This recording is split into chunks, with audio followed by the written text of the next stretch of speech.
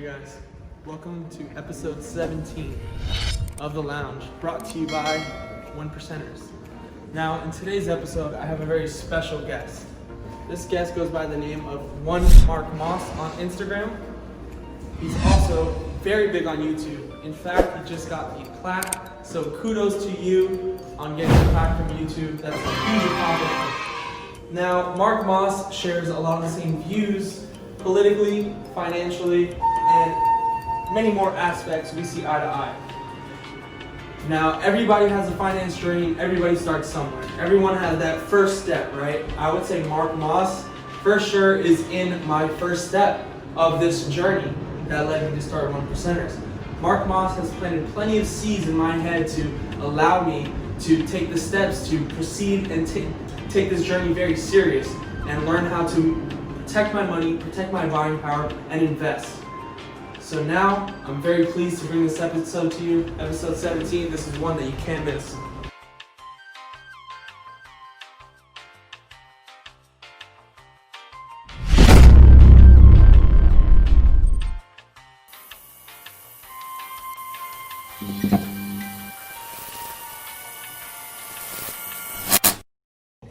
Welcome to episode 17 of The Lounge, guys, brought to you by One Percenters. Today, we have the very special guest, Mark Moss, who I briefly introduced to you earlier. Now, I'm going to save the best for him to say. Go ahead and introduce yourself to my millennial generation, Mark. Yeah, thanks so much. So my name's Mark Moss. I'm a market analyst. I've been a full-time investor, professional investor for about 20 years in the market. I've been a market analyst, writing research newsletters for about 5 years in the space. And I've been growing a pretty big YouTube channel doing market analysis for the last 2 years as well. I just love to I love to look at the markets. I love to explain them. I love to take deep subjects and make them easy to understand. For me personally, I think it really comes down to a matter of importance where almost everything we've learned is wrong. When it comes to diet, health, exercise, it comes to money, how we make money, how we grow our money. And it's really, it's up to you. It's up to us if we want to be successful. That's the only way we have security in life, is for us to learn how to succeed on our own. As I like to say on my show, nobody's coming to save you. And so that's why it's important to learn these things. That's why it's important for me to teach these things. And so anyway, I'm excited to be here. Absolutely. Thank you so much. We're honored to have you on. You know, I've been following you since 2017 on your YouTube channel. I was probably one of your first subscribers. All right. Congrats on the plaque. I saw you got that. That's a huge accomplishment as well. Yeah. So a lot of my millennial generation, you said, there was something briefly you just said that we don't know much about health, finance, all these things. I believe that's by design, actually. I believe that the schooling system is skewed to where it kind of keeps you in the system rather than looking outside of the system. And I feel that you portray that message very clear. And that's why I wanted to get you on so badly. And I'm so glad you're here. I have tons of questions for you if you want to go ahead and move forward from here. Yeah, let's do it. All right, cool. So when it comes to economics and finance, I want to know where you got your opinion and where you actually got started. How did this fire spark? Sure. Well, as far as where I got my opinion, I think, there's always the argument nature versus nurture, right? So I think a lot of it comes from my parents, right? From my family. And so that's one reason why education is so important. Education is meant to be passed down from generation to generation. And so we have a massive failure with the family unit and without good education being passed down. So a lot of that came from my parents. My dad was a contractor, which I guess, in today's age is kind of like an entrepreneur, right? I mean, he's self-employed. Yeah. I had to start working for him very, very young, 10 years old. I was on the construction job doing construction field doing work. Wow.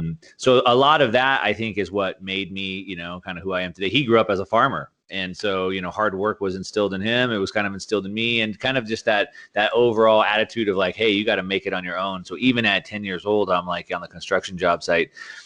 So a lot of that came from there. As far as really where I got super interested in finance, when I was 18, just out of high school, I started buying bank-owned repos and fixing them up and selling them, which is pretty young to start out at that young of an age to do that. But again, since I was 10 years old, I was just motivated to make money.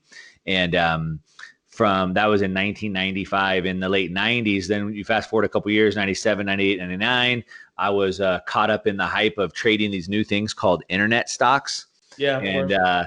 it was pretty crazy back then. Nobody really knew what these internet stocks were. Everyone thought it was a big scam, a big joke. I remember my roommate quit his job at the time, and we're day trading these things called internet stocks. That was pretty wild. Then, of course, 2000 came, the dot-com crash. Learned a lot about that, continued through the real estate thing. I built up a couple businesses. In 2001, I started an internet e-commerce business, which was not easy to do. There was no Shopify, no Amazon. And I went to these brands and I said, hey, I want to sell my products. I want to sell your products on my website. And they laughed at me. They told me nobody would ever buy anything online. That was the stupidest idea ever. I said, well, I think they will. I spent 25 grand on this website. I'd love to just buy your products and sell them. And they said, no, we don't even want our products on a website. Wow. So I've lived through that. I ended up building up this e-commerce business. I had a Fortune 500 exit on that. Continued to invest in real estate business. Everything's going good. Life is great. Every goal is being hit. 2008 comes. I got completely wiped out, and that was pretty heavy. I was just married, just had my first kid, and all of a sudden I'm like, what the heck is going on? And so it made me go. You know, I grew up as a dirt bike racer, so I've broken every bone in my body. I have metal in all my limbs, and so for me, it's just kind of like, okay, let's try and get this right next time. And so it was like, all right, well, that's never going to happen to me again. What is this whole financial system casino thing that I don't really? I understand the making money side, Yeah. but what's this whole financial system side? Like, this is a joke, right? I got to figure this out. And so, you know, I believe and back to kind of what I said, right? Where like everything we've learned is wrong. And it's up to us to learn it the right way. And really, we need to have like that vested interest. And so when you've just lost everything, like I had a pretty vested interest to like figure out what's going on. I vowed to my family to never let that happen again. And so I dug in deep. And first I had to figure out what this system is. And the more I dug in, the more I realized how messed up our financial system is. It led me into gold. I started learning about, you know, sound money, the need for sound money, why, you know, our financial system is rigged and what happens. And so that was about, you know, a dozen years ago now. And so since then I started buying financial newsletters and reading books and just studying as much as I can. And ultimately that's kind of what led me here. Wow. So you hit a couple points there. You brought up farming, and it just rang something in my head because I feel like I've heard it so much come up in our economy. So I want to know your takes on this actually. Is the government actually incentivizing farmers to not farm by paying them to not farm? I mean, my father grew up on a farm. I don't really have an expertise in farming, so I'm not going to speak at this as an expert. But yes, you're definitely right. That does happen quite a bit. As a matter of fact, they subsidize the farmers. So two things: one, you know, the problem with government intervention is it messes everything up. Because Yes. it takes away a free market. So what happens in a free market is like, hey, you want a certain crop? Well, guess what? I'll grow it for you. Yeah. The problem is when the government comes in, they just pay farmers to grow crops even if they're not wanted. And so it messes up that free market. So you have two things going on. One, you have the government paying farmers to grow crops that are not wanted. And two, they're paying farmers not to grow crops or basically paying them when their crops don't work out.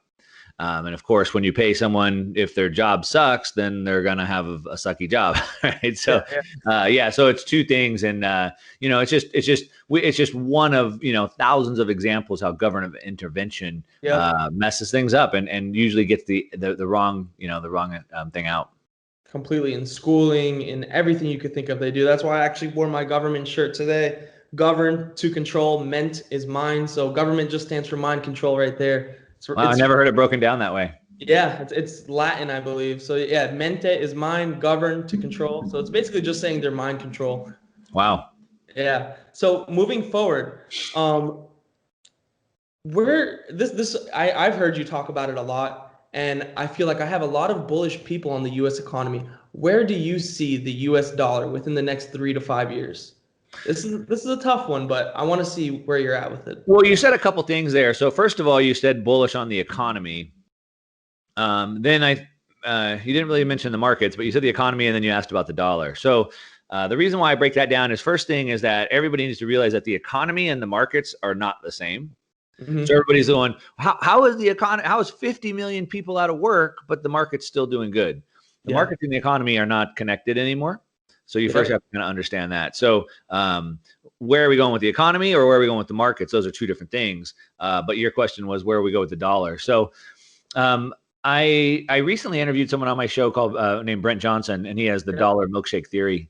And I tend to kind of believe in that theory in a sense, which basically, to summarize it, is that as bad as the US dollar is, and I've made 20 videos probably on my show about the end of the US dollar, because it is coming. And it's not just coming, we're watching it in real time. The US dollar has lost 98% of its purchasing power.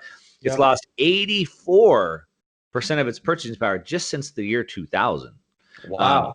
So we're watching it happen in real time. And so, like I said, I probably made 20 videos about it happening. But that doesn't mean it's happening tomorrow. We're watching it happen. But as bad as it is, it's still the best house in a bad neighborhood. So all the other currencies of the world are even worse.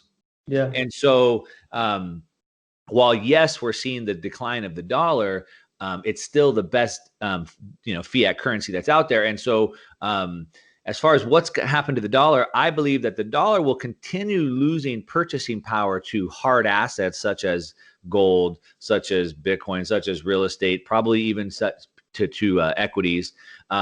But it will probably, so it's going to be losing value to those things, but gaining value against other currencies. So I believe the strength of the dollar as it's currently measured, the Dixie measured against other currencies, will probably continue to get stronger, even though the U.S. is doing everything they can to weaken it. But so it's a stronger dollar against currencies, a weaker dollar against assets. Does that make sense? So, yeah, that would almost cause like an asset inflation bubble, which we already have. Which is exactly what we have. Yeah. Yeah. And back to your point, I totally agree with you. You have the economy and then you have markets. I always talk about the deviation between Wall Street and Main Street, and there is a deviation. And that deviation, I believe, really kicked off back in 2008 after we had that major recession. All we did was pump the economy with a bunch of stimulus and care packages to artificially make it look like it's doing well. Meanwhile, the economy is in shambles. They never had the full deep recession to allow the businesses that need to go under. They just bailed everything out, which is not helpful. Sure. I mean, 2008 was obviously a big turning point of that. It goes way further back, obviously. I mean, really, it goes all the way back to the creation of the Federal Reserve, or really probably right around FDR's New Deal after the Great Depression. But then really, that's where really things started taking a turn for the worse to start to separate itself. But really from 1971 is when the year Richard Nixon took us off the gold standard.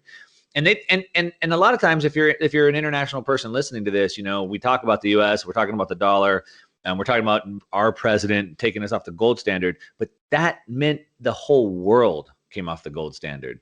So I know we're talking, a lot of times people are like, oh, you're always talking about the dollar in the U.S., but it's like, it's the world's reserve currency. So what happens with this affects everybody.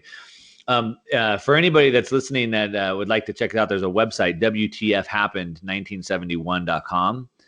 WTFhappened1971.com. My friends over there put this website together, and it's just charts, and it just shows WTF what happened in 1971. And I would encourage everyone to go check it out, because it really shows it all in charts. It shows that real wages have gone down since 1971. Debt has skyrocketed since 1971. The divorce rate has skyrocketed since 71. The incarceration rate, everything in society changed, from our marriages to our incarceration rate to our income level. All charts. Check that out. It's pretty cool. You froze up a little bit there, Mark.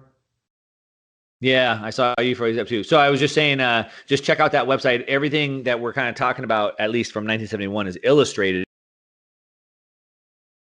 in charts, and it's pretty cool to see it that way. Yeah, we're still lagging a little bit. I hear the audio on it. We could snip that out, fix that up a little bit. It's all right. Yep, we're back. We're good. I got the WTF.com. I got all that. We'll snip that out. I got your audio over it too. We're good. Okay.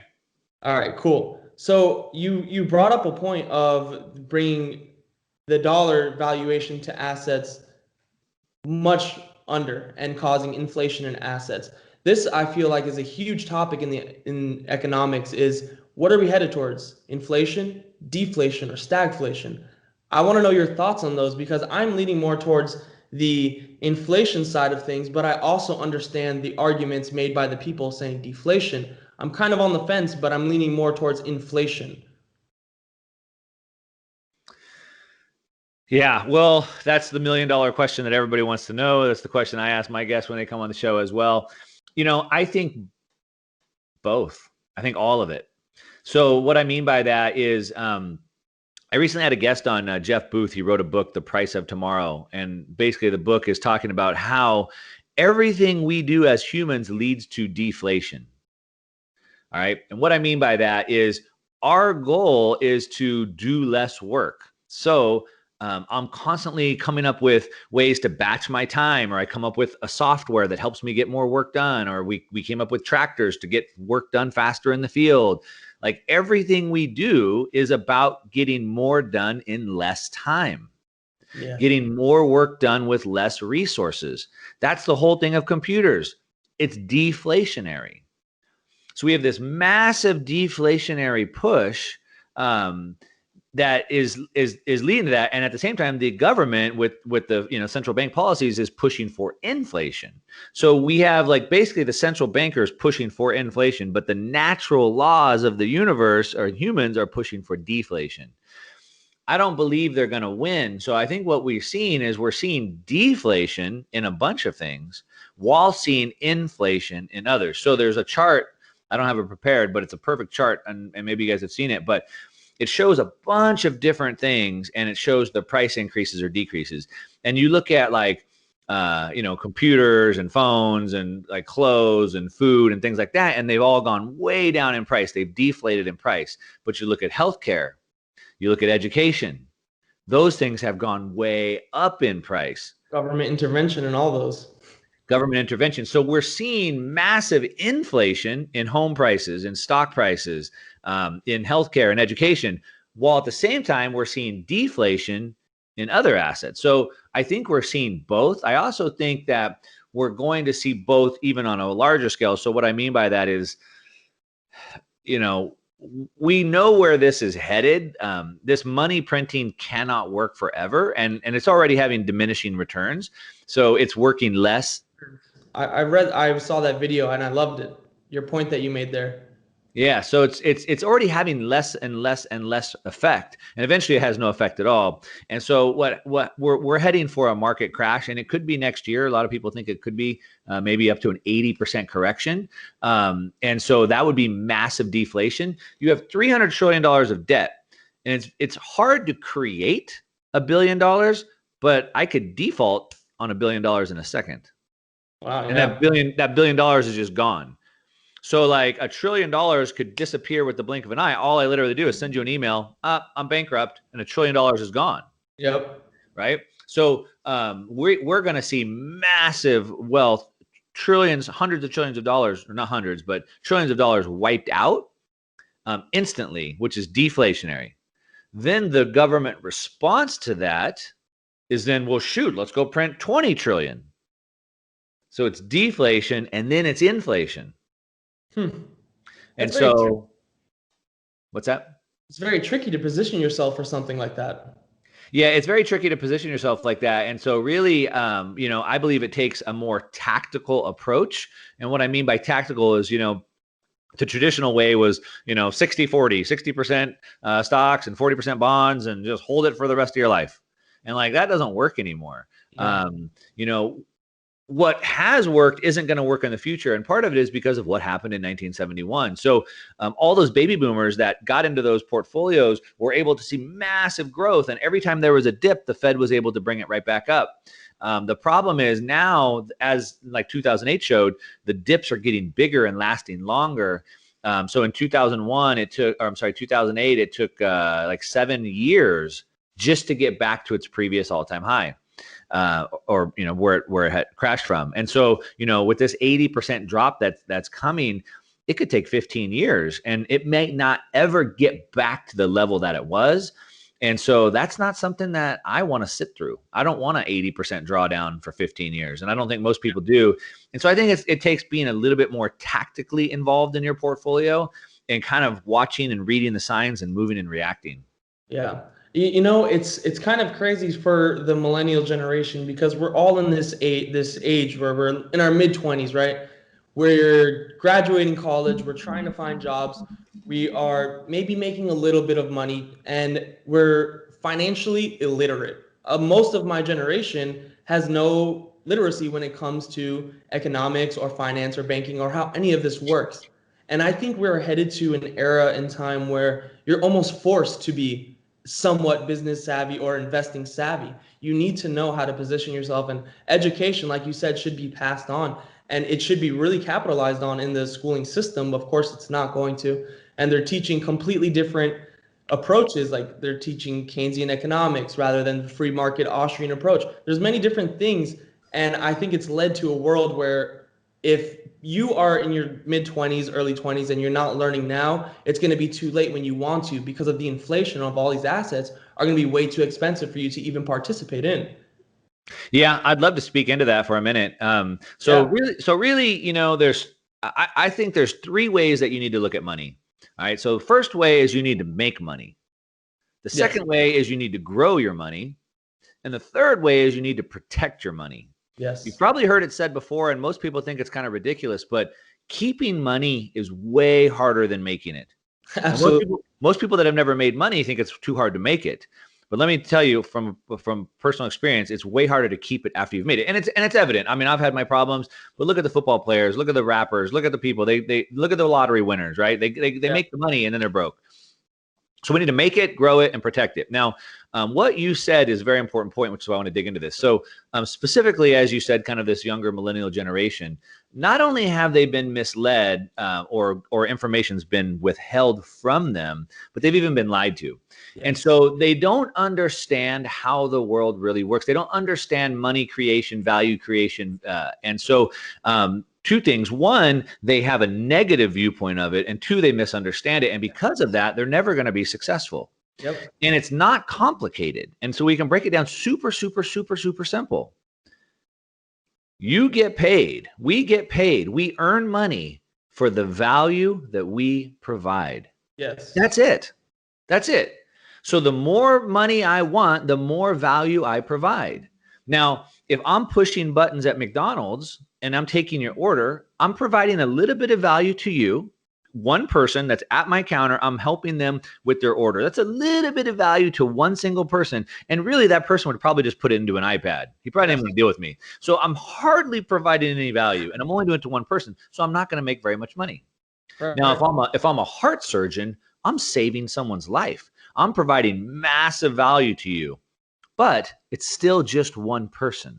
So yes, I'm getting a lot of money from you, but times one person, right? Yes. So we want a lot of value to a lot of people. So you take Jeff Bezos, who's not a fan favorite of the millennial generation, but he's created a platform that's brought massive value to massive amounts of people. Yeah. And he didn't just bring massive amounts of value to massive amounts of people. Well, he did, but the value that he's brought is unmeasurable. Yeah. So there's millions of people that have created businesses making millions and tens of millions of dollars selling products on Amazon. Yep. Those millions of people would never be making millions of dollars if he didn't create that platform. And all the Absolutely. millions of people making millions of dollars are all buying products, goods, and services from other vendors. And all those people are making money that would never have been there without Amazon. And I have a lower cost of living now because I can buy cheap products from Amazon. Yeah. The value that's been created is unmeasurable. And so True. he's the richest guy in the world. And what happens is we look at this as like greedy and things like that. We look at this as bad because we don't understand value creation. The thing that they're trying to make like business owners and things like this is greedy, right? It's bad. They're taking advantage of the lower guys, but that's not how a free market works. So I will only make money if I'm solving your need, if I'm solving your problems. You're not going to pay me if I'm not helping you. So the role of someone making money is to go in the world and solve people's problems, solve people's needs. Yep.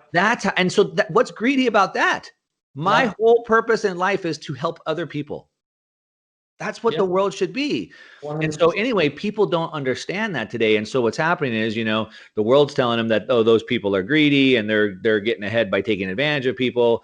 And that, you should be the social justice warrior and go to college and get a degree in political science or whatever. And then you go out in the world and you wonder why no one's going to pay you more than $30,000 or $40,000. Yeah. It's because you're not providing any value. Correct. And so we have that. And then I also mentioned briefly just that, the world has changed, right? And technology has changed. And today I made a tweet a couple weeks ago, and I said that anybody with this has the same opportunity. You have all the opportunity in the world that you need with this. With this, you can learn anything you need to learn, and you can provide service and value to anybody in the world. You have kids, 10, 12, 13-year-old kids with this that are millionaires. I can learn how to fix a car. I can learn how to run a Facebook ad campaign. I can learn how to write copy. I can learn how to be a podcaster. I can learn anything I want for free with this. And then I can provide those services to anybody in the world from this. And you just have to reframe your mind. So people think that if I go to school and I get a good job, someone in the world is going to pay me a lot of money. Why? Why would they pay you a lot of money? What value are you providing to them? Oh, I cut out. You still there? No, you're good on my side. Okay. So anyway, that's a long rant, but I wanted to make that clear. I think it's a super important distinction that people need to get their head around. You just have to look at things differently. Absolutely. And you bring the word value, right? And I'm such a big advocate of using that word for my millennial generation, because all of them have this construct of, I want to make money. I need to make money.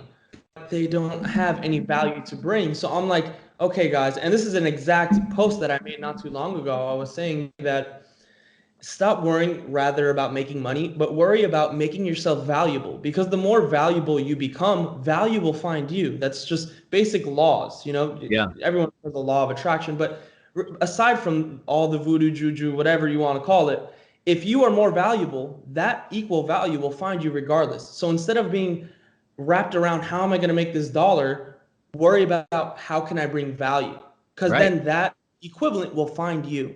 And I'm such a big advocate, and you really nailed it on the head with everything you just said right there. And I'm very appreciative that my audience is going to see that. Yeah, I mean, you're exactly right. That's exactly it. I learned a long time ago, if I can help others get what they want, I'll get what I want. Exactly. Yep. The other thing is I as being an investor, I talk about a lot of deals, and people are like, oh, that's easy for you. It takes money to make money. I don't have any money. I did a recent video where I was in Mexico and I was looking at some vacation properties. Yep. And people are like, oh, that must be nice. I don't have $500,000. I whatever. I started at 18 years old. I had $0. I bought a property 0 down from the bank. I didn't even have the money for the closing costs. I had to get credit cards. I had to bring a friend in as a partner. And my point is that money will always come to good deals. So if I can provide value, so if I found this house, dude, look, this house is worth $200,000. I can get it for $100,000 right now. It's going to need 20 grand in. We can make 80,000 bucks. I'm going to do all the work. Would you put up $10,000 and I'll split the profit with you 50-50? You'll make 40,000 in return. And I'll even put the house in your name so you have full security. Would you do that? Questions asked. No question asked. And so if I can find those deals, money will come. If I can bring value to people, money comes. Yep. And so you just have to look at it around the other way. It's not about being greedy and what can I get? It's what can I do for other people? Yes, absolutely. Selfless act will bring in return selfless gestures from other people. I totally agree with that. Well, and people also want to make money. Yeah. like I got money. If people would bring me deals like that, I'd do them all day. So if you're listening and you find those deals, let me know. I actually shared some of your videos to one of my buddies who's into real estate. I sent him one of your real estate videos, and he's completely in love with all your work now. And he was like, oh my God, you're going to get Mark Moss on the show? Ask him about real estate. Ask him about real estate. So now that we're here and we're briefly touching up on real estate, I got to ask you, where do you see real estate within the next decade or so? Yeah, so this is a very tricky question with a lot of nuance, and I'm gonna break it down as quickly as I can. I've made, I think, four or five different videos on real estate since the pandemic has happened, and each one touches on a different topic. The first thing that people have to realize is there's no such thing as the real estate market. Okay. So that's the first thing you have to realize. And this is where everybody loses it. And so what do I mean by that? Well, there's not the real estate market. There's thousands of real estate markets, sub-markets, broken down by location, size, price, type, all these different factors. And so while, for example, commercial office space in Silicon Valley might do really, really bad, outdoor shopping malls in Orange County might do really well, for example, right? Those are different types of real estate in different areas. People aren't going to be working in offices anymore. Nope. Specifically in Silicon Valley, where they've already told people they don't have to come back to work. So that type of real estate in that specific area probably won't do very good. Also, in California right now on our ballot is they want to repeal the property tax on office buildings. So that means like you bought it at $1 million, today it's worth $5 million. They say, well, your tax base at $1 million is gone. Now you have to pay taxes on $5 million.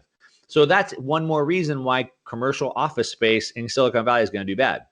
But other types of real estate in other areas could do good. So that's the first thing that people have to realize, because they get all caught up in this. There's 40 million people out of work. The whole market's going to crash. Well, doesn't mean the whole market's going to crash. Most of the market probably will. So there's other factors. So for example, New York City, Chicago, Minneapolis, Portland, those cities are war zones right now. Yeah. People don't want to live in a war zone. Most people don't like having fire and bombs and shooting going off around their house every night. Most people don't like that. And so the people who can are going to leave. So property in that area, specifically around the price type of people that can leave, is going to go down. Now, the very low end, those people maybe can't afford to leave. So maybe we won't see it as much there, but more in the mid price range and the higher price range, the rich people, they're out of there. Right. So in those areas, I expect the higher end, like what we call McMansions, I expect to have real softening there. But all those people are going to just a couple of places. They're going to places where there's warm weather, sunshine, and no taxes. Yep. Florida, Tennessee, Texas. So while a lot of these areas could do really bad, everybody's flooding to just a couple areas. And those areas could do really well. And then, okay, so then even Florida, I think Florida could do amazing, but not all of Florida. For example, Miami is way too overpriced. That's where I'm at. Okay. And I believe there's probably going to be a massive crash in Miami, specifically around the condos and stuff like we saw in 2008. But you move up more towards like Jacksonville suburbs or Point St. Lucie, and you're getting 3-bedroom, 2 baths. Yep. I think those are going to hold up really well. Absolutely. So you see what I'm saying? There's a lot of nuance here, and you can't just look at everything as the market. You have to look at it as each individual submarket, and each one has its own drivers as to why it could be good.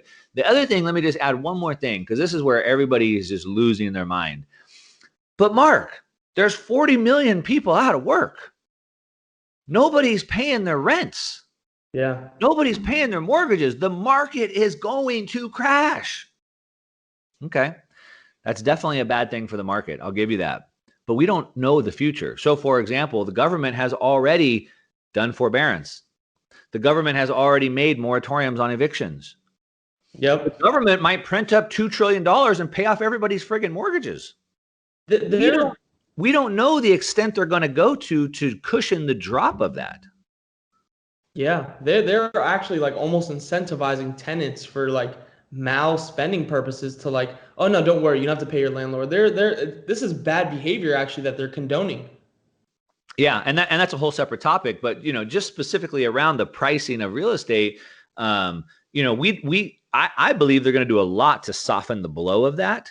In 2008, it took 4 years before they really got through the eviction or through this foreclosure process. So they really slowed that down, and now they're doing way more than they did back then. So they could do a lot to soften that blow. At the same time, interest rates are continuing to fall. And so this is the other thing. People think real estate's expensive. I'm giving you like each video in a little short segment, but people think that real estate's expensive, but expensive relative to what? So what I mean by that is interest rates are the lowest they've ever been. Now, nobody pays cash for a home. 94% of new home purchases are done with financing. So when you go to your mortgage broker to get pre-approved for a loan, you say, how much can I afford? They say, well, how much do you make? I make 50,000 a year. Great. You can afford $3,000 a month. But notice, afford 3,000 a month, right? They don't say you can afford 800,000 or 400,000. It's the monthly payment that you're making. So as interest rates go down, the monthly payment goes down, which means the home prices go up. But everyone's so fixated on the home price, they're not looking at the monthly payment. So as interest rates continue to go down, homes become more affordable. The other thing is that right now interest rates are about 3%. Really, I've heard of people getting into the high twos, but let's say at 3%, the Fed's targeting an inflation rate of 2%. Really, it's higher than that. It's at least 5 or 6%, but let's just call it what the Fed's target is, 2%. So you're paying 3% on your mortgage, but the inflation rate is 2%. On your mortgage, you're writing off your insurance, your interest. So you're paying about 1.5%. So you're literally making money for borrowing. You're literally getting paid to take out a mortgage loan. It's almost like a negative interest rate. It's exactly what it is. It's a negative interest Yeah. rate. You're getting paid to take out a mortgage loan. That's crazy. Yeah, which is why people are buying. People that are smart enough to see what's going on here. So the whole market's in trouble for sure. Most of the market will be depressed. Certain pockets will do better. Overall, you asked about the next 10 years. Real estate has probably been, one of the best investments over the last 50, 60 years. I do not believe it will be the best investment over the next 50, 60 years. I think real estate will probably never come back. We have demographics. We have all these old people that are retiring, and we don't have enough young people coming up. The young people that are coming up don't have the same wants, needs, and desires that the people did before them. The young people coming up are more nomadic. They're going to want to live in remote work areas, maybe live across the world because they can work from the internet now. And so overall, I don't see real estate being that great investment that it's always been. I'm genuinely impressed with the way you dissected that whole very large behemoth of like a topic. Like you just dissected almost every single variable, and I actually got a clear vision of it. I feel that if someone was to ask me, I'd feel very well versatile to answer their question now. Just after that, that was impressive. People on my YouTube channel probably wish I would talk more to the point. No, I love it. I love your videos. I would actually say it's part of my morning ritual. I get my coffee, I pull up my charts, I get all my information for the day. Mark Moss's video is on. It's on. All right. So we're approaching the 40-minute mark. I just got a couple more questions for you before I let you go that my audience wanted to hear. I know where you stand with most of all these questions that I'm going to ask you, but you're new to them, and I want to get your opinion and views out there to them. So gold or Bitcoin, and why? So I don't believe that our job is to pick one, right? Our job is not to pick one. Our job is, as investors, I buy multiple things for different reasons. If you're asking me to choose one, and then you asked why, if I chose one, I would say Bitcoin. Yeah. And the reason why is because for many reasons. One, I think it has way more upside potential than gold does. It's more volatile, so it's got more downside potential, but it's got way more upside. So risk reward ratio, Bitcoin all day. I also think that Bitcoin is more scarce, and scarcity is what drives the value. I believe that Bitcoin is also more portable. I mean, it's easy to transfer $1 billion worth of Bitcoin, but it's not easy to transfer $1 billion worth of gold. So I think it's, and the other thing, the problem with gold, and as much as I love gold, and as much as I talk about gold and I buy gold, the problem with gold is because it's big and bulky and heavy, and naturally it leads to centralization. We put it in banks, and then those banks give us gold certificates, and centralization leads to manipulation. I like that. Centralization leads to manipulation 100%. Yep. That's exactly what happened with the founding of the Federal Reserve, central banking, which started in Europe, brought over here, and now everything's manipulated.